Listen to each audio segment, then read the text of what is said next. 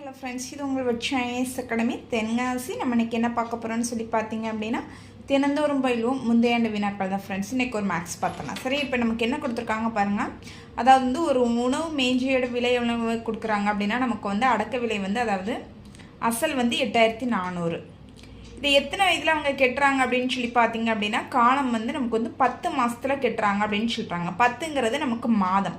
அப்போ நம்ம வந்து 1 இயருக்கு அப்படின்னா நம்ம வந்து படிக்கக்கூடியதாக இருக்கும். ஸோ அப்படிங்கிறனால இந்த இடத்துல நான் என்ன செஞ்சுக்கிட்டேன் அப்படின்னா 10/12. ஏன்னா நமக்கு ஒரு வருஷத்துக்கு என்னன்னு சொல்லி பார்த்தீங்க அப்படின்னா 12 வருடங்கள்.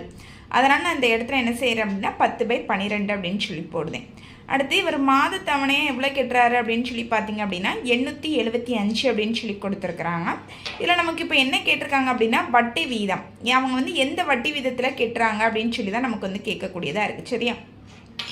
சரி, இப்போ இதில் நான் என்ன கொடுத்துருக்கேன் பாருங்கள். மாத தவணை 875 எவ்வளோ நாள் கெட்டுறதா கொடுத்துருக்காங்க? 10 மாதம்.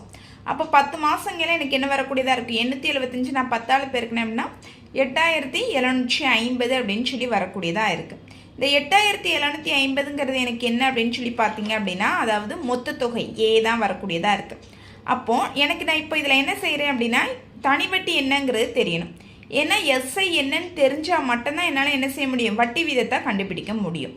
ஸோ அப்போ நான் அதனால் இதில் என்ன செய்கிறேன் அப்படின்னா ஏ மைனஸ் பி அப்படின்னு சொல்கிறேன் தனி வட்டி போடுறதுக்கு. அதாவது மொத்த தொகையில் இருந்து நான் அசலை வந்து கழிக்கக்கூடியதாக இருக்குது.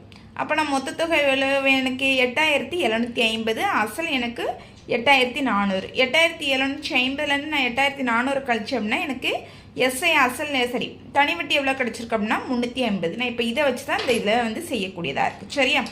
இப்போது எஸ்ஐ வந்து எவ்வளோன்னு சொல்லி பார்த்தீங்க அப்படின்னா 350 ஈக்குவல் பி நமக்கு எவ்வளோ கொடுத்துருக்காங்க?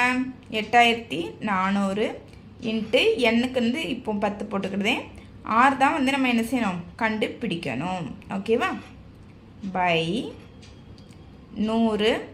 என்னங்க வந்து நம்ம யாருக்குன்னு என்ன சொல்லியிருக்கிறேன் அப்படின்னா காலத்துக்கு 10/12. அப்போ 10 இங்கே இருக்குன்னு ஸோ அதனால் 12 இங்கே போட்டுக்கிடுது. சரி, இப்போ அடி கொடுத்துடலாமா?